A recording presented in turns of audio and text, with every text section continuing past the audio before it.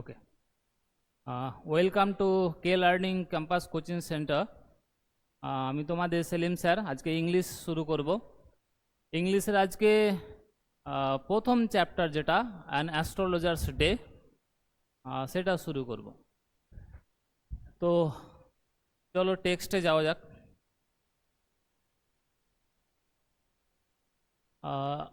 দেখো, astrologers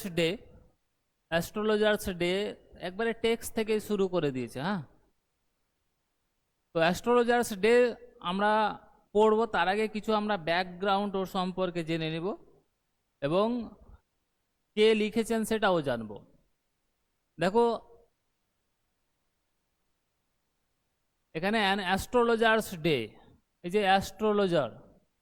astrologer কথাটার মানে হচ্ছে জ্যোতিষী, আর অ্যাপোস্ট্রফি এস দিয়ে করা আছে ডে, অর্থাৎ একটা জ্যোতিষীর দিন। এবারে এই যে আর কে নারায়ণের ফুল ফর্ম কারো জানা আছে?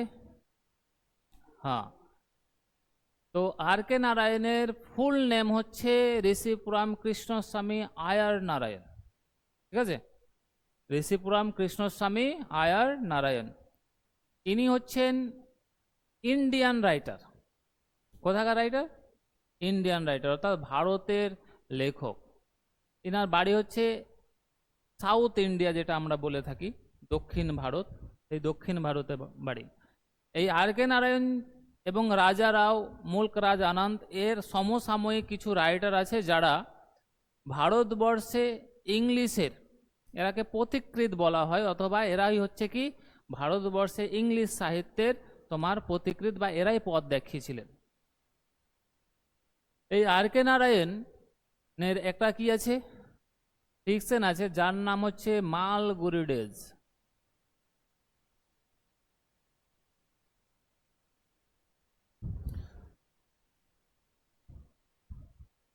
মালগুড়ি ডেজ, তো সেই মালগুড়ি ডেজের কি করা হয়েছে, এই অংশটাকে নেওয়া হয়েছে মালগুড়ি ডেজ। ঠিক আছে, হ্যাঁ, ক্লাস 10এও এর লেখা আছে, আমরা ফাদার্স হেল্প পড়েছি। ফাদার্স হেল্প আর কে নারায়ণের লেখা, সেই ফাদার্স হেল্প যেটা ছিল, কিন্তু এখানে আমাদের অন্য একটা টপিক দিয়েছে অ্যাস্ট্রোলজার্স ডে। ঠিক আছে, এখানে দেখো এর পাবলিশ যদি আমরা দেখি তাহলে কত আছে, 1947 একে পাবলিশ করা হয়েছে। কততে পাবলিশ করা হয়েছে?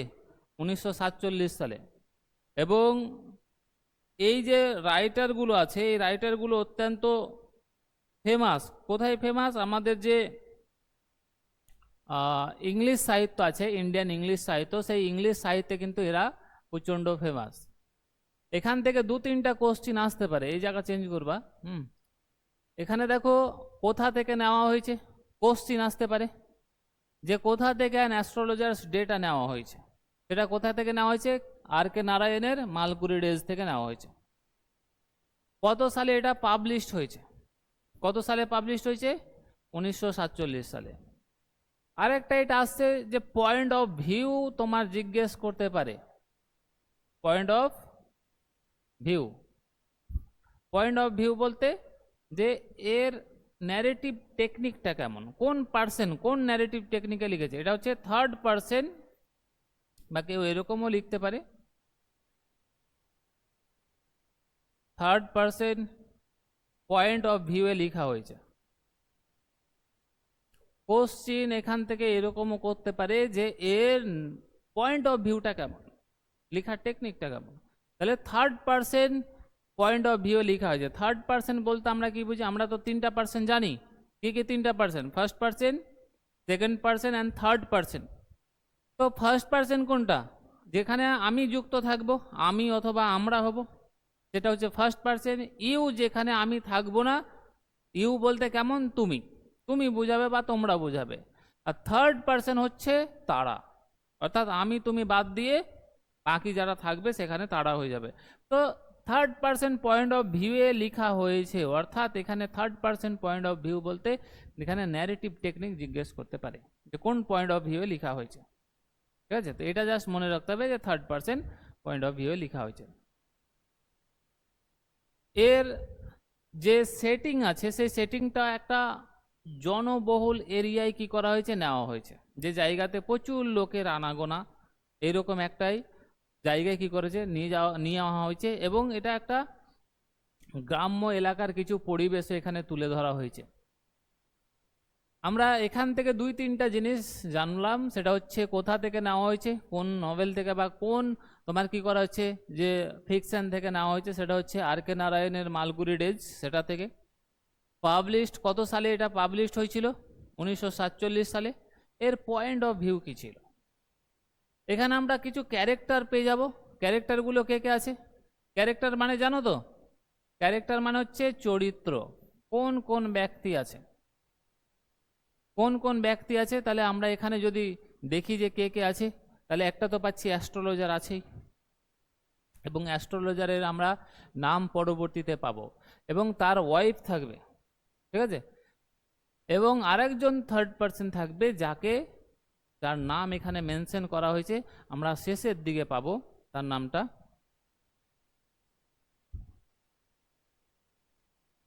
গুরু নায়ক বলে, ঠিক আছে, গুরু নায়ক বলে আমরা একটা নাম পাবো।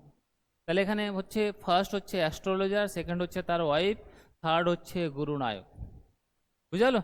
আরও কিছু মাইনর ক্যারেক্টার আছে আমরা যেগুলো বিক্রেতা পাবো বাজারে, তো ওদের নাম কিছু মেনশন করেনি, ওই জন্য আমরা সেখানে যাচ্ছি না, সেই সমস্ত নামগুলোতে আমরা যাচ্ছি না। এবার টেক্সটে চলে এসো। টেক্সটে আমরা যখন শুরু করছি, এই জায়গাতে দেখো কি করছে, punctually at midday he opened his bags and spread out his professional equipment, which consist of a dozen cowrie shells, a square piece of cloth with obscure mystic charts on it, a notebook and a bundle of palmyra writing. এখানে এসে full stop হলো, অনেক জায়গায় কমা কমা use করা আছে। তাহলে পাংচুয়ালি মানে কি, নিয়মিত, নিয়মিতভাবে at mid day, mid day বলতে দিনের মধ্য সময়কে বোঝাচ্ছে। মধ্য সময় কি করে, হি ওপেন্ড, অর্থাৎ সে কি করছে, তার ব্যাগটাকে খোলে। কি খুলছে দেখো, হিজ ব্যাগ, তার ব্যাগটাকে খোলে, and spread out his professional equipment, এবং স্প্রেড আউট অর্থাৎ বের করে দেয়, মেলে ধরে বা বের করে রাখে। কি বের করে রাখে, প্রফেশনাল অর্থাৎ তার পেশায় যে সমস্ত ইকুইপমেন্ট, যন্ত্রপাতি দরকার, সেই সমস্ত জিনিসগুলোকে বের করে রাখে। Which consist of a dozen cowrie shells, যার মধ্যে ইনক্লুড রয়েছে যে সমস্ত সেই ইকুইপমেন্টসগুলো রয়েছে, সে তার মধ্যে কি আছে, 1 ডজনের মতো কোরি সেলস আছে। কোরি সেলস অনেকগুলো দেখবে, অনেকটা, হ্যাঁ কোরি, যেটা অনেকের হাতে ইউজ করা থাকে, বাঁধা থাকে, দেখবা সাদা সাদা কালারের হয়, কোরি বলে সেটাকে। তো প্রায় 1 ডজনের মতো কোরি সেলস সেখানে ছিল, তার ব্যাগ থেকে বের করলো, রাখলো। A square piece of cloth with obscure mystic chart on it, এবং একটা 4 কোণা বিশিষ্ট একটা কাপড়, ঠিক আছে, একটা কাপড় বের করলো, ক্লথ, এবং সেটা কেমন ছিল, অবস্কিউর মিস্টিক্স, অর্থাৎ অবস্কিউর মানে অপরিষ্কার, মানে সেটা ক্লিয়ার ছিল না, মিস্টিক মানে রহস্যময়, চার্টস অন ইট, তার উপরে রহস্যময় কিছু চার্ট আঁকা ছিল, ছবি আঁকা ছিল। এ নোটবুক ছিল, আর কি ছিল তার কাছে, একটা নোট বই ছিল। আর কি ছিল, এ ব্যান্ডেল অফ পালমিরা রাইটিং, এবং কিছু তাল পাতার মতো কি ছিল, খাতার মতো ছিল, বা এখানে তাল পাতার কিছু খাতা ছিল, যার উপরে কিছু লেখা ছিল। পালমিরা, পালমিরা মানে হচ্ছে তাল পাতা যেটা। তো কিছু তাল পাতার কি ছিল, থাক ছিল, সেখানে কিছু লেখা ছিল। তাহলে আমরা এখান থেকে কোশ্চিন কি কি পেতে পারি, এখানে জিজ্ঞেস করতে পারে যে সে তার ব্যবসাটা কখন শুরু করত, বা তার ব্যাগটাকে কখন ওপেন করতো দিনের, তাহলে কোন সময়ে ওপেন করত, এটা মিড ডেতে ওপেন করত, এবং ব্যাগ থেকে কি কি বের করত, তাহলে তার যে প্রফেশনাল ইকুইপমেন্ট ছিল সেগুলো বের করত, এবং সেই প্রফেশনাল ইকুইপমেন্টগুলো কি কি ছিল, জিজ্ঞেস করবে যে তার ব্যাগ থেকে কি বের করা হয়েছিল, অথবা তার প্রফেশনাল ইকুইপমেন্টগুলো ছিল, দিয়ে কি করলো 1 2 3 4 করে অপশন দিয়ে দিল, এবং সেখানে কি করলো যে তোমার তিনটা দিয়ে দিল, এটা ডজন অফ করিস দিল, এ স্কোয়ার অফ ক্লথ দিয়ে দিল, এ নোটবুক দিল, এবং ওখানে কোশ্চিন জিজ্ঞেস করলো যে এর মধ্যে কোনটা নয়। বলল যে তার ব্যাগের মধ্যে থেকে কোনটা বের করেছিল না, বা প্রফেশনাল ইকুইপমেন্ট ছিল না। তাহলে সেখানে আমরা দেখালো যে অন্য একটা অপশন দিয়ে দিয়েছে, দিয়ে কি সেখানে কি বলেছে, পেন। তাহলে পেন ছিল না, তাহলে পেন অ্যান্সার হয়ে যাবে। এরকম ভাবে কোশ্চিনটাকে ভালোভাবে দেখতে হবে। His forehead was resplendent with sacred ash and vermilion. তাহলে তার কপালটাতে কি করা ছিল, পবিত্র কিছু অ্যাশ ছিল, অর্থাৎ অ্যাশ মানে হচ্ছে ছাই। দেখবে যে অনেকে যারা সাধু থাকে, সন্ন্যাস থাকে, তারা কি করে, কপালে ওদের দেখবে যে ছাই লাগানো থাকে, পবিত্র ছাই। এবং কি লাগা, আর কি ছিল, ভার্মিলিয়ন, সিঁদুর ছিল, ঠিক আছে, সিঁদুর। And eyes sparkled with a sharp abnormal gleam, এবং তার চোখগুলো কি ছিল, একবারে তীক্ষ্ণ, ঝকঝক করছিল সেই অ্যাবনর্মাল গ্লিমের মধ্যে। অ্যাবনর্মাল গ্লিম বলতে সেই মৃদুমন্দ আলোতে। কেমন আলোতে, মৃদুমন্দ, কম অল্প আলোতে এরকম কি ছিল, তার চোখগুলো জ্বলজ্বল করছিল। which was really an outcome of a continual searching look for customers, এবং তার চোখগুলো কি করছিল, কন্টিনিউ তার কাস্টমার্সগুলোকে খুঁজছিল। দেখবা যে যে প্রফেশনে থাকে সে সবসময় কি করবে, তাহলে এক দোকানদার বসে আছে, সেখানে মোবাইলের দোকানদার যদি হয় তাহলে সবসময় ভাববে যে কারো মোবাইল টোবাইল খারাপ হচ্ছে কিনা। কেউ দেখা গেলো যে মাছ বিক্রি করছে, তো ভাবছে কেউ ব্যাগ নিয়ে আসছে, তো হয়তো আমার কাছে মাছ নিতে আসবে। এখানেও কি করছে, সেই ভিড়ের মধ্যে বসে আছে, এবং তার তার যে কি আছে, তার যে চোখ, সেখানে তার কাস্টমারগুলোকে খুঁজছে যে কে আমার কাছে আসবে। তারপরে দেখো বলেছে, but which is simple clients took to be a prophetic light and felt comforted. এই যে তার সিম্পল ক্লায়েন্টগুলো, সহজ সরল যে ক্লায়েন্ট থাকে, সহজ সরল যে তার খরিদ্দের থাকে, সেই সমস্ত খরিদ্দেরগুলোর কি করে মধ্যে সে একটা প্রফিটিক লাইট অ্যান্ড ফেল্ড কমফর্টেড, এবং তার সেই সমস্ত যে খরিদ্দারগুলো আসবে বা লোকজন আসবে, সেখানে এসে কি করে, সেই অ্যাস্ট্রোলজারের মধ্যে কি করে, মধ্য থেকে তার একটা প্রফেটিক মানে হচ্ছে কোনো কিছু অনুমান করা বা কোনো কিছু জানতে পারা ভবিষ্যৎ সম্পর্কে, সেই সমস্ত জিনিসগুলো তার মধ্যে উঠে, অ্যান্ড ফেল কমফোর্ট, এবং তার কথাগুলো শুনে তার মধ্যে শান্তি অনুভব করে। কে অনুভব করে, ক্লায়েন্টগুলো। তারপরে দেখো কি বলছে, a power of his eyes was considerably enhanced by their position, এবং তার যে চোখগুলো আছে, তার চোখ, সেই চোখের যে পাওয়ার, সেটা কি করে, কনসিডারেবলি বিবেচনামূলকভাবে কি করে বাড়িয়ে তোলে তার যে পজিশন, তার যে অবস্থান, সেটা তার যে পজিশন, তার যে অবস্থান, সেই জিনিসগুলোকে কি করে, তার গুরুত্বকে আরো বাড়িয়ে তোলে। এখানে দেখো কি আছে, প্লেসড, সেখানে সেই জায়গাটা কেমন আছে দেখো, they were between the painted forehead and the dark whiskers which streamed down his cheeks। তাহলে ধরো আমরা যদি রাস্তাতে কোনো লোককে দেখি, তার পোশাক দেখে অনেকটা বিচার করা যায়, যায় কি যায় না, যে সে কোন ধর্মের, সে কেমন ধরনের মানুষ। দেখা গেল যে কি করা আছে, গেরুয়া পরিধান করে আছে, মাথাতে গেরুয়া পাগড়ি বেঁধে আছে, এরকম লোক যদি আমরা দেখি তাহলে হয় সাধু সন্ন্যাসী বলো। মাথাতে দিল সাদা টুপি দিয়েছে, সাদা পাঞ্জাবি পরে আছে, পায়জামা ইউজ করেছে, তো আমরা ভাববো যে মাওলানা আছে, ঠিক আছে। আবার দেখা গেল যে সেখানে কি করা আছে, পাঞ্জাবি যে আমরা যদি দেখি তাহলে ওদের দেখবো যে সেই মোচ তারা বড় বড় রাখে, ঘুরিয়ে রাখে, এবং দাড়িও থাকে। কিন্তু মুসলিমদের মধ্যে দেখবো যে আমরা মোচ সেই রকম বড় থাকে না, দাড়ি বড় থাকে। তো তার কি করছে, তার যে চেহারা, তার যে আকৃতি, তার যে পোশাক, সেই সমস্ত জিনিস দেখে অনেকটা আমরা আইডিয়া করতে পারি, কিন্তু এটা অ্যাকুরেট নাও হতে পারে, ঠিক আছে। কিন্তু এখানে যেটা বলেছে যে তার যে পজিশন, তার যে সে যে একজন অ্যাস্ট্রোলজার, সে যে একজন জ্যোতিষী, সেই জ্যোতিষী ও জানুক আর না জানুক, ওর যে বেশভূষা, ওর যে পোশাক, ওর যে পজিশন, যে জায়গায় সে বসে আছে, সেই জায়গা থেকে তাকে মনে হচ্ছে যে সে সত্যিকারের কি হচ্ছে, জ্যোতিষী। আদৌ জ্যোতিষী আছে কি না আছে ওটা পরে দেখবো আমরা, কিন্তু আর পোশাক দেখে কেউ কিন্তু ডাউট করতে পারবে না যে এ জ্যোতিষী না।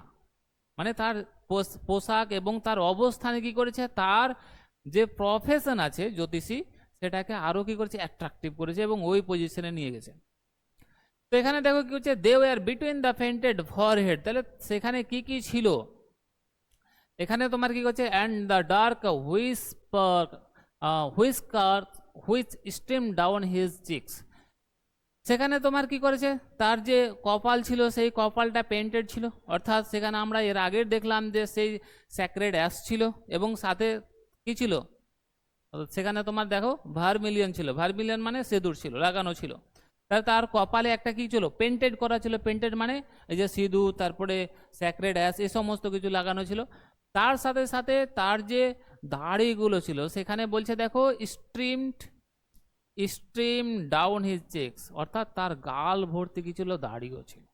ঠিক আছে, even a half wit's eye would sparkle in such a setting, এবং সেখানে কি ছিল দেখো, তার হাফ উইটস আই এবং তার অর্ধ চোখগুলো কেমন ছিল, বিচক্ষণ ছিল, এবং সেখানে কি ছিল, চকচক করছিল, এবং তার সেই পজিশনটা আমরা পরে দেখবো যে কেমন পজিশনে বসেছিল, কেমন পজিশনে বসেছিল সেটাও দেখব। To crown the effect he wound a saffron coloured turban around his head, এবং তার পাশাপাশি তার মাথার ওপরে কি ছিল, একটা পাগড়ি বাঁধা ছিল। ঠিক আছে, সেখানে পাগড়িটা কেমন ছিল দেখো, এ স্যাফরন কালার্ড টারবান, দেখো টারবান মানে হচ্ছে পাগড়ি, টারবান মানে কি, পাগড়ি, আর স্যাফরন মানে জানো গেরুয়া, আর কালার্ড অর্থাৎ গেরুয়া কালার্ডের একটা পাগড়ি তার মাথাতে বাঁধা ছিল। তাহলে একটা লোক মাথাতে কি করেছে, সেই স্যাক্রেড অ্যাশ রেখেছে, তারপরে কি করেছে, সেখানে সিঁদুর লাগিয়ে রেখেছে, মাথাতে তোমার কি করেছে, সেই স্যাফরন কালারের একটা পাগড়ি বেঁধে রেখেছে, সেই গাল ভর্তি দাড়ি, মোচ একবারে ভর্তি, এমন একটা জায়গায় বসে আছে যেখানে লাইটগুলো মৃদু, লাইট চকচকে না, লাইটগুলো কি করা আছে, হালকা লাইট পড়ছে, এরকম জায়গায় বসে আছে। তার পজিশনটাকে সত্যিকারের মনে হচ্ছে সে অ্যাস্ট্রোলজার সত্যিকারের মনে হচ্ছে। This colour scheme never failed, এই যে কালারটা তার মাথাতে কোন স্যাফরন কালার, এবং সেখানে কি করা আছে, তার যে কপালে যে ফোরহেডের অবস্থা সেটাতে কি বলছে, সে কখনোই কি হবে না, তাকে সে ব্যর্থ হবে না। কি হিসাবে ব্যর্থ হবে না, অ্যাস্ট্রোলজার হিসাবে ব্যর্থ হবে না, মানে লোক দেখলেই বলে দিবে এই অ্যাস্ট্রোলজার, এরকম। People were attracted to him, এরপরে দেখো থার্ড নাম্বার সেই প্যারাগ্রাফে বলেছে দেখো, people were attracted to him as bees are attracted to cosmos or dahlia stalks. খুব সুন্দর একটা কি করেছে, কম্পেয়ার করেছে, তুলনা করেছে, অর্থাৎ মানুষজন ওর তো চেহারা দেখতে পাচ্ছে, ওর তো বেশভূষা দেখতে পাচ্ছে, ওর পোশাক দেখতে পাচ্ছে, এবং ওর যে আকৃতি আছে, চেহারা যেরকম আকৃতি করে রেখেছে সেটাতে মনে হচ্ছে সত্যিকারের অ্যাস্ট্রোলজার। তো মানুষজন কেমন ভাবে অ্যাট্রাক্ট হচ্ছে, কেমন ভাবে আকর্ষিত হচ্ছে, সেখানে কম্পেয়ার করেছে যে মানুষজন তার প্রতি ঝাঁকে ঝাঁকে যাচ্ছে বা অ্যাট্রাক্ট হচ্ছে, কার মতো, যেমন করে মৌমাছিরা কি করে, সেই কসমস হচ্ছে এ কাইন্ড অফ ফ্লাওয়ার, এক ধরনের ফুল, কেমন ফুল, গোল কালারের, হলুদ কালারের ফুল হয়। তো সেই কসমস আর ডালিয়া স্টলস যেগুলো থাকে, এই দুই ধরনের ফুলের প্রতি যেমনভাবে মৌমাছিরা ঝাঁকে ঝাঁকে যায় যে মধু সংগ্রহ করে, সেই রকমই বলছে যে মানুষজন কি করছে, তার কাছে এসে ভিড় করেছে। খুবই ইম্পর্টেন্ট একটা জায়গা, যে জায়গায় জিজ্ঞেস করবে যে সেই মানুষগুলোকে কার সাথে কম্পেয়ার করা হয়েছে, যে সমস্ত মানুষ অ্যাট্রাক্টেড হচ্ছিল সেই অ্যাস্ট্রোলজার্সের কাছে, সেখানে তারা কার সাথে কম্পেয়ার করা হয়েছে, তাদেরকে কম্পেয়ার করা হয়েছে সেই মানুষগুলোকে কার সাথে, মৌমাছির সাথে, বীজের সাথে। He sat under the boughs of a spreading tamarind tree which flanked a path running through the town hall park. খুবই ইম্পর্টেন্ট জায়গা, এখান থেকে কোশ্চিন আসতে পারে যে কোন জায়গায় সে বসতো।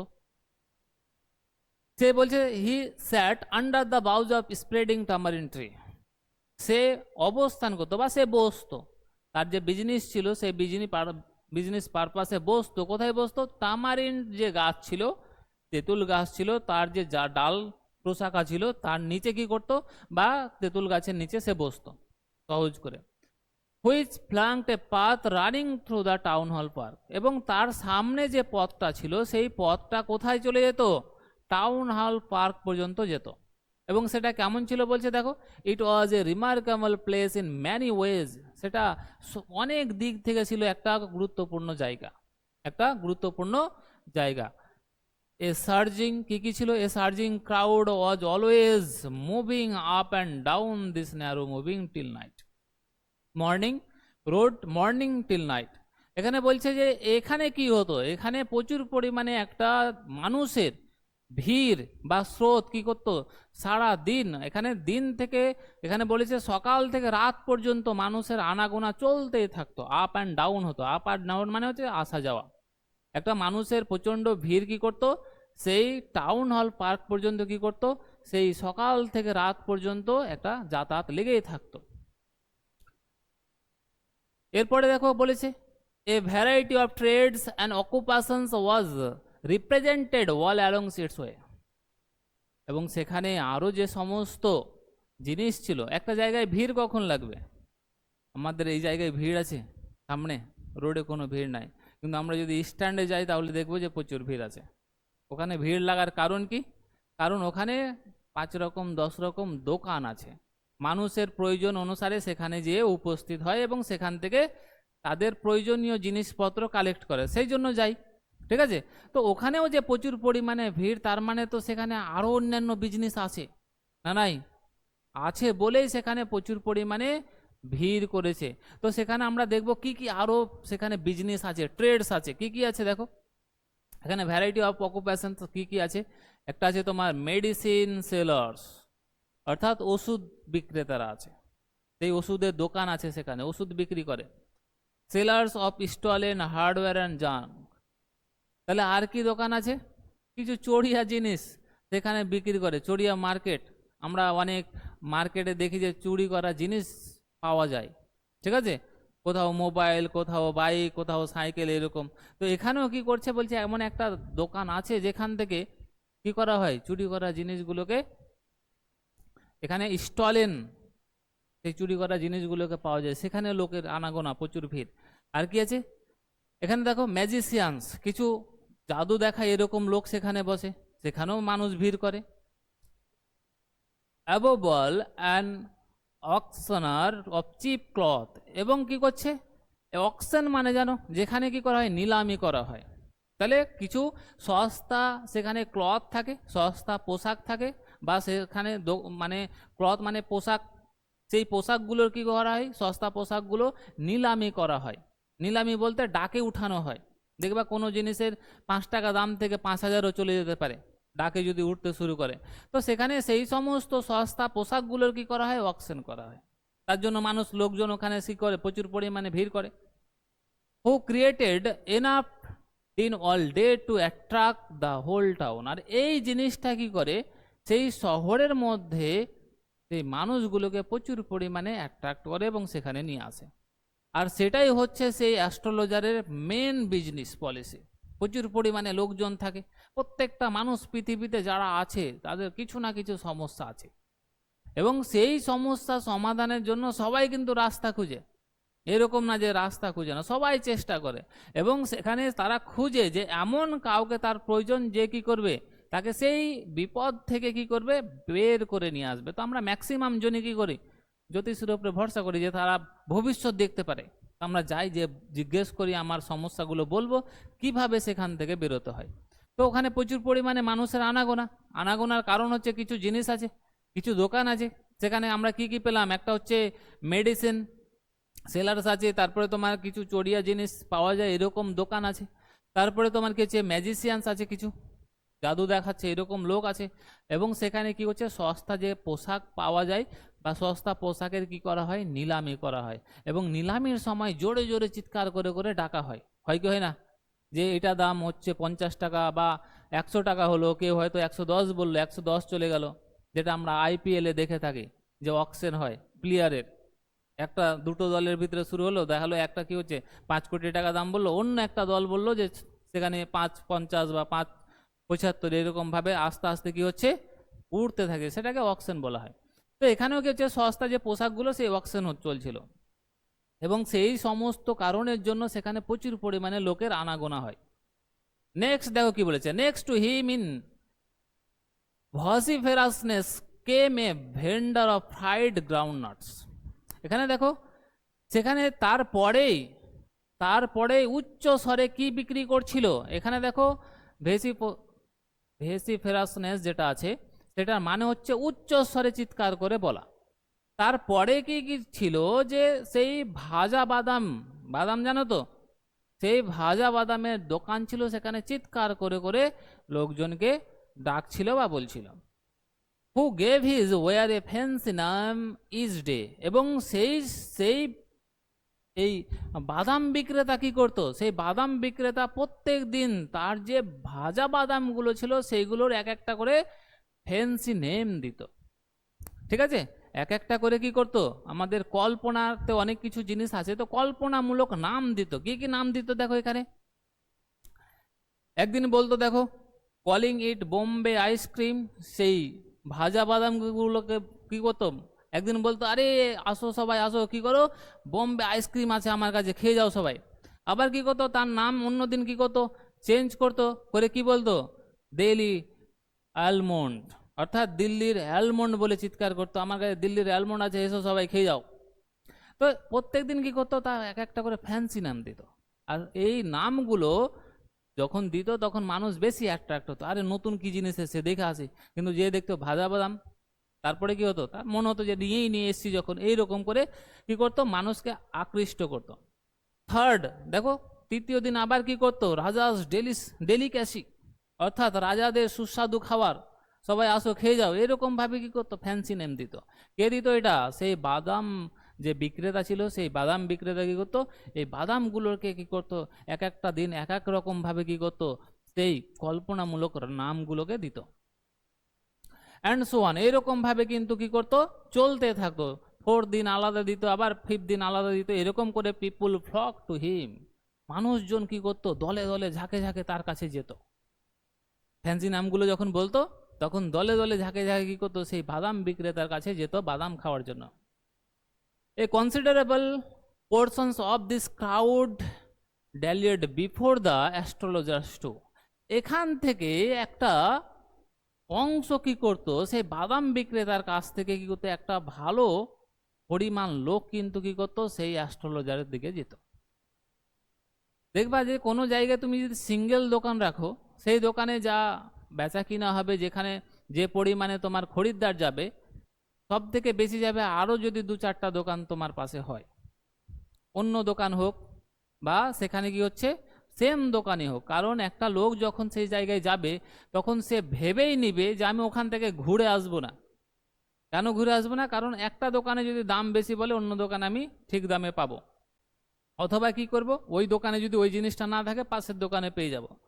যেমন আমাদের শাহবাজপুরে, বিশেষ করে শাহবাজপুরে এতগুলো মিশন আছে, তো বাইরে থেকে এখন কম হয়, কিন্তু আগেকার সময়, আজ থেকে 5 বছর 6 বছর আগে বা 4 বছর আগে কেমন হতো, ওরা দিনাজপুর থেকে হোক বা ভুতনি থেকে হোক, ওরা কিন্তু সামানপাতি বেঁধে নিয়ে চলে আসতো। গেল ছেলে মেয়েকে সাথে করে নিয়ে চলে আসলো, ওরা মাথাতে এটা ভেবে নিত ওখানে কোনো না কোনো মিশন আমি ছেলে মেয়েকে ভর্তি করতে পারবো। এবার কি হতো, অত দূর থেকে আসবে, আবার কথা বলে আবার যাবে, আবার ফের আসবে, তো একটা খরচের ব্যাপার থাকতো।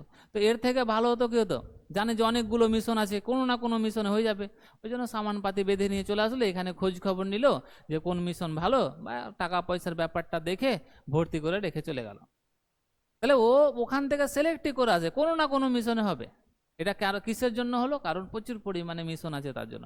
কিন্তু যদি একটাই থাকতো তাহলে তো এরকম করে আসতো না, ও প্রথমে জিজ্ঞেস করতো, দেখতো, যদি সেখানে তাদের যে ডিল হতো সেই ডিলে যদি সেখানে ঠিক মনে হতো তাহলে রাখতো, না তো নিয়ে চলে যেত বা চলে যেত, আসতে হতো না। তাহলে এখানে কি হচ্ছে, সেই সমস্ত জিনিস করার কারণই হচ্ছে যে অনেকগুলো আছে বলে। ওই রকমই এখানে দেখো মানুষের প্রচুর পরিমাণে ভিড়ের, অ্যাস্ট্রোলজার্সের ভেবে বা জ্যোতিষীকে হাত দেখাবো ভেবে বা জ্যোতিষীর কাছে যাব ভেবে সবাই আসতো না। অল্প জনই হয়তো আসতো, কিন্তু ম্যাক্সিমাম জন অন্য কাজে এসে তাকে হাত দেখাতো। ঠিক আছে, তো এখানে বলছে যে একটা অংশ কি করতো, সেই সেই যে বাদাম বিক্রেতার কাছে প্রচুর পরিমাণে দলে দলে, ফ্লক মানে হচ্ছে দল, সেখানে কি করতো, দলে দলে যে লোক আসতো তার একটা অংশ কি করতো, জ্যোতিষীর কাছে যেত। The astrologers transacted his business by the light of a flare which crackled and smoked up above the groundnut heap nearby. খুব সুন্দর একটা জিনিস। তার পাশে যে বাদাম বিক্রেতা ছিল, সেই বাদাম বিক্রেতার কাছে কিন্তু কি ছিল, লাইট ছিল, ঠিক আছে। সেই লাইটটা কি হতো, সেই লাইটটা crackled and smoked up above the groundnut heap near by. সেই বাদাম বিক্রেতার কাছে সেই লাইটটার ঝলকটা কি করতো, সেই অ্যাস্ট্রোলজার্সের ওপরে এসে পড়তো। মানে অ্যাস্ট্রোলজার্সের নিজস্ব কোনো আলো ছিল না, সেই অন্যজনের আলোতে কি হতো, সে আলোকিত হতো। এবং আলোটা কেমন ছিল, একবারে মৃদু ছিল। সেই মৃদু আলোর জন্য কি করতো, তার যে সেখানকার সেটিং, তার যে অবস্থান, সেটাকে মনে হতো যে সে সত্যিকারের কি হচ্ছে, অ্যাস্ট্রোলজার। কোনো একটা জায়গায় দেখলো ভুতুরে সিন বা ভূতের সিন ইউজ করবে, মুভি দেখবা, মুভিতে দেখলো ভূতের সিন কি করবে, দেখাবে। তো ভূতের সিনে কি এরকম দেখাবে একবারে প্রচুর পরিমাণে লাইট লাগানো আছে, চকচক করে সব দেখতে পাওয়া যাচ্ছে, করবে? তাহলে তো ভয় পাবে না মানুষ। তাহলে ভূতের সিন করতে গেলে কি হবে, অন্ধকার থাকবে, ঘুটঘুটে অবস্থা থাকবে, এখানে কি হবে, বিদ্যুৎ চমকাবে, প্রচুর পরিমাণে দেখলো যে ঝড়ের আওয়াজ আসছে, তারপরে প্যাঁচার আওয়াজ আসছে, একটা বিকট পরিবেশ তৈরি করতে হবে। তখন মনে হবে যে হ্যাঁ, সেখানে কি হলো, কোনো ভূত পেতনির আগমন ঘটলো, তাতে মানুষ ভয় পাবে। আর তুমি যদি একবারে সব চকচক করে দেখা যাচ্ছে আর ভূতের সিন দেখাও, তো মানুষ জীবনে ভয় করবে না। তো এখানেও কি করছে, জ্যোতিষীকে হাত দেখাবে, তো জ্যোতিষীকে হাত দেখানোর আগে তো মানুষের একটা ভয় থাকেই যে কি বলবে না বলবে। আর ও নিজেও একটা ভয়ের ডরের মধ্যে থাকে। কেন থাকে, কারণ সে বিপদের মধ্যে আছে। আর ওখানে লাইটের কিন্তু খুব অল্প পরিমাণে লাইট আছে। তোকে তো সত্যিকারের মনে হবে যে জ্যোতিষী আছে, আমি যদি একটু ওদিক ওদিক করি তাহলে তো আমাকে উল্টা পাল্টা কি ভোট দিবে তার ঠিক নাই। ওই জন্য লাইটটা ওর কাছে ছিল খুব অল্প, অভাবেই হোক অথবা ওই রকম ভাবে সেটিং করা ছিল যেখানে লাইটটা কি করতো, সেই যে বাদাম বিক্রেতা ছিল তার কাছ থেকে কিছুটা আসতো। তাহলে এখানে তারপরে দেখো, half the enchantment of the place was due to the fact that it did not have the benefit of municipal lighting. তাহলে এখানে কিছুটা কি ছিল, বেনিফিট ছিল কার জন্য, সেই অ্যাস্ট্রোলজার্সের জন্য। এখানে বলছে হাফ দ্য এনচ্যান্টমেন্ট, মানে অর্ধেকটা এনচ্যান্টমেন্ট ছিল, মানে আকর্ষিত অবস্থান ছিল। কিসের জন্য ছিল, কারণ সেই মিউনিসিপ্যাল লাইটিং যেটা ছিল, মিউনিসিপ্যালের আন্ডারে ছিল সেই টাউনটা, সেই লাইটিংগুলোই হালকা হালকা আসতো তার কাছে, নিজস্ব যেহেতু আলো ছিল না। The place was lit up by shop lights, সেই জায়গাটা কি হতো, আলোকিত হতো সেই দোকানের আলো থেকে। ওয়ান অর টু,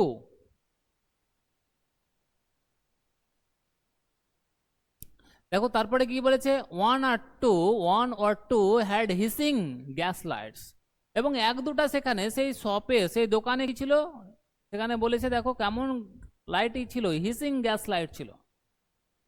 দেখবে তোমাদের এলাকাতে বা তোমরা নাও দেখতে পারো, এক ধরনের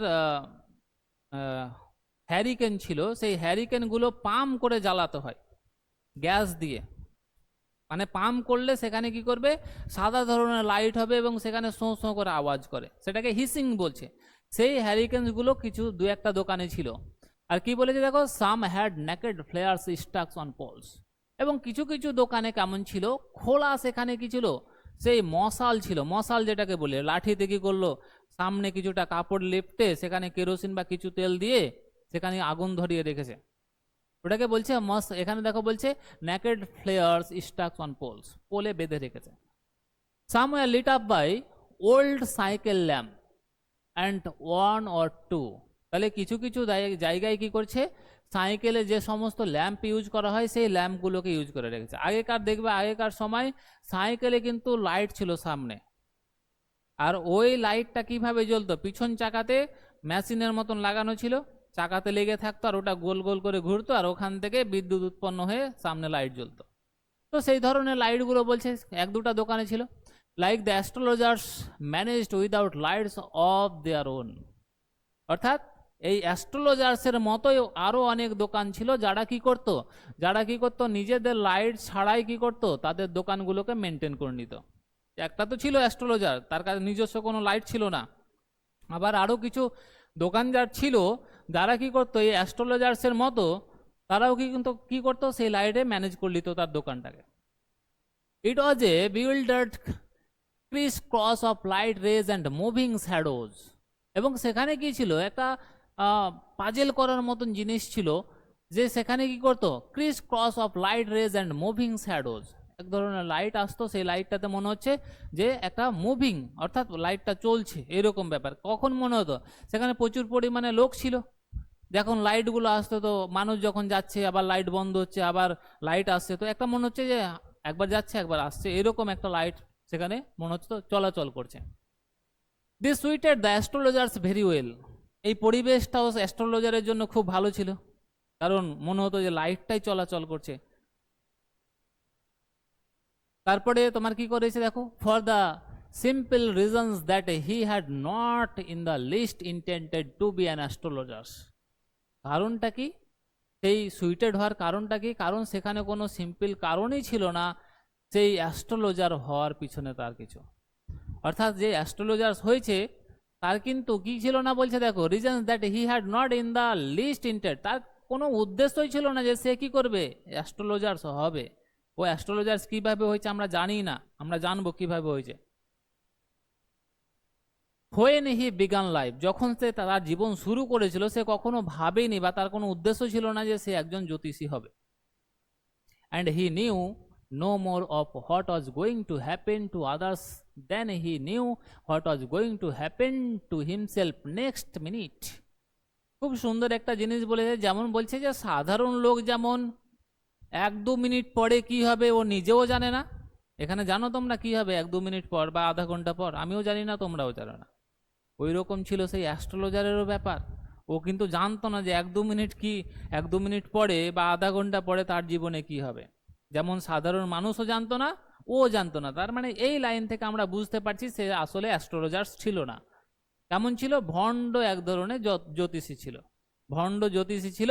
ওই কারণে বলছে দেখো এখানে খুব সুন্দর একটা জিনিস বলেছে, বলেছে যে হি নিউ নো মোর, সে কিন্তু আর বেশি কিছু জানতো না। কি জানতো না, বলছে what was going to happen to others, যে অন্যজনের জীবনে কি হবে সেটা কিন্তু সে জানতো না। Then he knew what was going to happen to himself next minute, তার নিজের জীবনে কি ঘটবে এটাও সে যেমন জানতো না, অন্যের জীবনে কি ঘটবে সেটাও সে জানতো না। তারপরে অন্যরা তো কি করে, তাকে হাত দেখাতে যায়, ওকে তো অনেক কিছু বলে, কিন্তু ও যেমন না জেনে সব কিছু বলে, ওর নিজের ব্যাপারও জানে না, অর্থাৎ সে আদৌ কিন্তু অ্যাস্ট্রোলজার ছিল না, এই লাইন থেকে বোঝা যাচ্ছে। He was as much as a stranger, তাহলে he was as much a stranger to the stars as were his innocent customers. বলছে যে সে যেমন ভাবে একটা তারার সম্পর্কে কি ছিল, অজান্তা ছিল। স্ট্রেঞ্জার মানে কিছু জানতো না একটা তারার ব্যাপারে, as were his innocent customers, তেমনটাই কি ছিল, সে সেই কাস্টমার্সের ব্যাপারেও কিন্তু জানতো না। মানে ও তাদেরকে কি ঠিকভাবে রিড করতে পারতো না, ঠিকভাবে পড়তে পারতো না, যেহেতু সে জ্যোতিষী ছিল না, মানে অজানা ছিল তার কাছেও মানুষগুলোর প্রকৃতি। Yet he said things which pleased and astonished everyone, তারপরেও তার মানুষজনকে কি করতো, প্লিজড খুশি করে দিত, এবং তাদেরকে কি করতো, সবাইকে অবাক করে দিত। মানুষজনের ব্যাপারে জানতো না, ও তারার ব্যাপারেও জানতো না, কিন্তু মানুষজনকে এমন কিছু জিনিস বলতো মানুষজন খুশি হয়ে যেত, এবং সবাই আবার অবাকও হয়ে যেত যে জানলো কি করে আমার ব্যাপারে। That was more a matter of study, কিছু কিছু কার উপরে ডিপেন্ড করে বলছে। এবার দেখা গেল আমি এখানে যদি কিছু জিনিস বলি, দেখালো এখানে 10 জন বা 15 জন বা 20 জন লোক যদি থাকে, 20 জন লোক আছে, তো 20 জনে 19 জনের মাথাতে আছে আমি কি করে বড় লোক হব, কি করে ধনী হব, তাই না? 20 জনে 19 জনই ভাববে যে আমি কি করে বড় লোক হব বা ধনী হব। এবার এটা 20 জনের মধ্যে 19 জনই এরকম পাবা যে কিছু না কিছু বন্ধু আছে তোমার কি করেছে, ক্ষতি করেছে, তোমার ক্ষতি করেছে। তো দেখালো কোনো অ্যাস্ট্রোলজার যদি বা কোনো সাধু বা সাধু না, কোনো যদি জ্যোতিষী এসে তোমাকে, তুমি হাত দেখালো, তোমাকে বললো আরে তোমার তো অনেক ভালো জায়গায় যেতে, কিন্তু তোমার নিজের লোকই সব থেকে তোমার বেশি ক্ষতি করেছে, আর তোমার বন্ধুদের থেকে তুমি সবসময় কি করবে, দূরে থাকবে, কারণ তোমার বন্ধু তোমাকে ক্ষতি করে। এবার এরকম যদি বলে দেয়, তাহলে 20 জনে 19 জনই পাবে যে ও দেখো 50টা বন্ধু ছিল বা 100টা বন্ধু ছিল তার ওই জীবনের মধ্যে, তাতে দেখবে 5 জন বা 10 জন ছিল প্রকাশ্যে হয়তো জানতে পেরেছে এরা আমার ক্ষতি করতে চেয়েছে। ও তখন ভাববে সবাই মনে হয় আমার ক্ষতি করেছে বলে আমি এই পজিশনে এসেছি। আবার কি করবে, কোনো জ্যোতিষীর কাছে তুমি যদি যাও আর সে যদি তোমাকে বলে যায় যে 1 মাসের মধ্যে তোমার দুর্ঘটনা কিছু ঘটবে বড় ধরনের, এর আগে একবার দুর্ঘটনা ঘটতে ঘটতে তুমি বেঁচে গেছো, বড় ধরনের হয়নি, কিন্তু 1 মাসের মধ্যে কিছু একটা ঘটবে তোমার, তুমি সতর্কে থাকবে, তুমি সাবধানে থাকবে। তো এরপরে তুমি বাড়ি এসে পা দিবে কিনা, তখন সব কিছুতে তুমি সতর্কতা অবলম্বন করবা। সাইকেল চালাবা তবুও ভাববা যে কোনো জায়গায় গর্ত টর্ত আছে কিনা, পড়ে যাবো না কিতে। বাইক চালাবা তবুও ভাববা, যদি এমনিও পড়ে যাও হোঁচট খেয়ে তাও ভাববা, জ্যোতিষীর কথা মনে পড়বে, আরে বলেছিল বলে এরকমটা হলো। তো এরকম ভাবে কি করে মানুষের মাথাকে ওরা কি করে, কিছু জিনিস কমন থাকে, কিছু 4-5টা বা 10টা জিনিস কমন থাকে, প্রত্যেকটা মানুষের জীবনেই ঘটবে, ওই জিনিসগুলোকে বলে, আর যখনই হয় তখনই ভাবে যে আরে জ্যোতিষী তো বলেছিল। এখানে কোন মানুষ আছে পৃথিবীতে যার বিপদ ঘটবে না, যার বিপদ সামনে আসবে না? প্রত্যেকটা মানুষের বিপদ আসবে, প্রত্যেকটা মানুষেরই কি হবে, মৃত্যু হবে। হবে কি হবে না? মৃত্যু হবে। তো ও তো বলবে যে তোমার সামনে একটা বড় বিপদ আছে, সেই বিপদ থেকে যদি যদি তুমি বেরিয়ে যেতে পারো তাহলে খুবই ভালো, আর না পারলে তুমি মারা যাবে বা তোমার বিশাল বড় ক্ষতি হবে। এটা স্বাভাবিক ব্যাপার, সবার জীবনে আসবে। তো এই রকম জিনিস কি করে অ্যাস্ট্রোলজার্স গুলো বলে, কমন জিনিস বলে মানুষকে কি করে বিশ্বাস করিয়ে দেয় যে এ সবই জানে আমার, ঠিক আছে। তো এখানেও দেখো কি করতো, সেই সে জ্যোতিষী সম্পর্কে কিছুই জানতো না, সাধারণ মানুষের মতো জানতো, কিন্তু কিছু জিনিস ছিল, সেই জিনিসগুলো কি করতো, মানুষকে যখন বলতো তারা খুশি হয়ে যেত, এবং সবাই অবাক হয়ে যেত যারা যারা আসতো যে এ আবার কি করে জানলো এটা। সেটা কিসের উপরে ডিপেন্ড করে হয়েছিল সেটা বলছে, এটা ছিল কিসের জন্য, মোর এ ম্যাটার অফ স্টাডি। আর কি ছিল, প্র্যাকটিস, শ্রিউড গেসওয়ার্ক। তাহলে 3টা জিনিস ছিল, একটা ছিল স্টাডি, অর্থাৎ অ্যাস্ট্রোলজার্স দ্বারা থাকে, তারা কি করে বিভিন্ন ধরনের বই পুঁথি পড়ে এবং মানুষের কমন দুঃখ কষ্ট এই সমস্ত জিনিসগুলো তারা জেনে যায় যে কোন জিনিস হবে। প্র্যাকটিস, অনেক দিন ধরে এরকম ভাবে মানুষকে বলছে, তারা বিশ্বাস করছে কোন জিনিসটা বললে বা কোন কথাটা বললে মানুষ বেশি অ্যাট্রাক্ট হচ্ছে, বেশি বিশ্বাস করছে, ওই জিনিসটাই বলছে প্র্যাকটিসের ওপরে।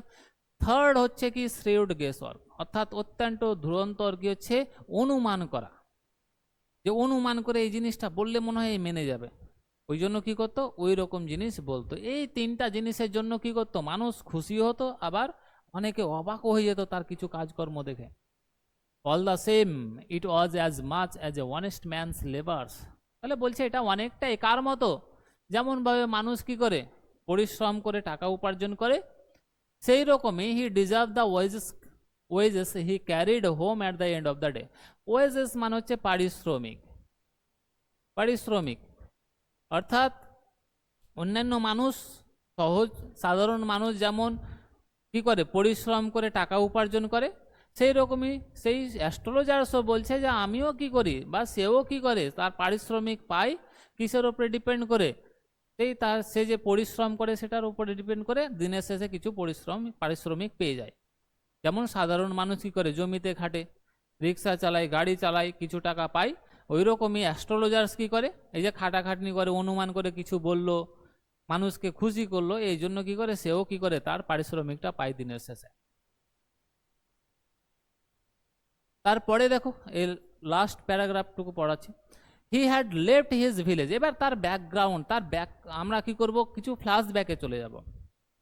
অনেক মুভি তোমরা দেখেছো যেখানে কি করবো, ফ্ল্যাশ ব্যাক দেখতে পাবো। ফ্ল্যাশ ব্যাক মানে কি, প্রেজেন্টে আছে, প্রেজেন্টে থাকতে থাকতে কোনো ঘটনা তার ব্যাকে মনে পড়লো, পিছনে চলে গেল, সেটাকে ফ্ল্যাশ ব্যাক বলা হয়। অনেক মুভিতে দেখতে পাবা যে সে কি করেছে, সে সেই সময় খারাপ অবস্থায় এসছে, তার কারণটা সে কি করে কাউকে শোনাতে গিয়ে তার ফ্ল্যাশ ব্যাকে চলে যায়, পিছনে চলে গেল।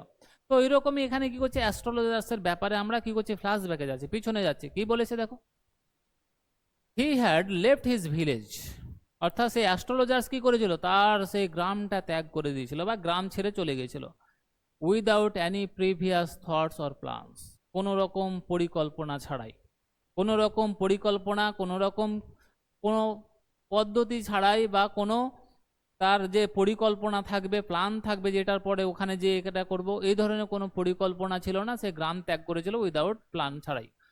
If he had continued there, he would have carried on the work of his forefathers. বলছে যদি সে কি করতো, এইরকম ভাবে চলতেই থাকতো, তাহলে তাকে কি করতে হতো, তার যে পূর্বপুরুষরা ছিল ফরফাদার্স, তাদের মতো কি করতো, তার জীবনটাও চলতে থাকতো কাজের মধ্যে। নেমলি সেই সমস্ত কাজগুলো কি কি ছিল, টিলিং দ্য ল্যান্ড, জমি চাষ করতে হতো হয়তো, লিভিং, সেখানে ওই রকম ভাবে জীবনযাপন অতিবাহিত করতে হতো, ম্যারিং অ্যান্ড রাইপেনিং অন হিজ কর্নফিল্ড, হয়তো বিয়ে শাদী হয়ে যেত, আর তার সাথে সাথে কি হয়ে যেত, সেখানে যে শস্য, এই যে কর্নফিল্ডগুলো ছিল, শস্য চাষ করতো, সেই শস্য চাষ করার মতো সেখানে কি হয়ে যেত, সেও হয়তো পেকে যেত। অর্থাৎ এখানে পেকে যাওয়ার মানেটা হচ্ছে রোদে পুড়তো সেও, ঠিক আছে, যেহেতু মাঠে চাষ করতো। অ্যান্ড অ্যানসেস্ট্রাল হোম, তাহলে অ্যানসেস্ট্রাল মানে হচ্ছে পূর্বপুরুষের বাড়ি, ঠিক আছে, সেই বাড়িতে সে কি করতো, সেই জমি চাষ করতো, ফসল ফলাতো, সেখানে কি করতো, সেই হয়তো বিয়ে শাদী হয়ে যেত যদি সে সেই গ্রামটা না ছেড়ে যেত। But that was not to be, কিন্তু এটা হয়েছিল না। কি হয়েছিল না, যে গ্রামে থাকাটা তার হয়েছিল না।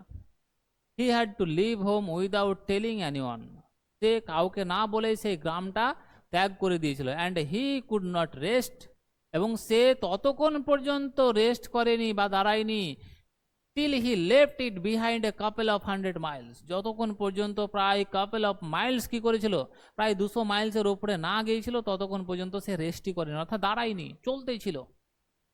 Two a villagers it is a great deal, একজন গ্রাম্য মানুষের কাছে এটা ছিল একটা বড় ধরনের ডিল অথবা বড় ধরনের একটা সিদ্ধান্ত। As if an Ocean flood between, যেমন ভাবে কি করে সমুদ্রের মধ্য দিয়ে চলতে থাকে কোনো লোক, ওই রকম ভাবে আমার জীবনটা কি করছিল, বয়ে চলেছিল।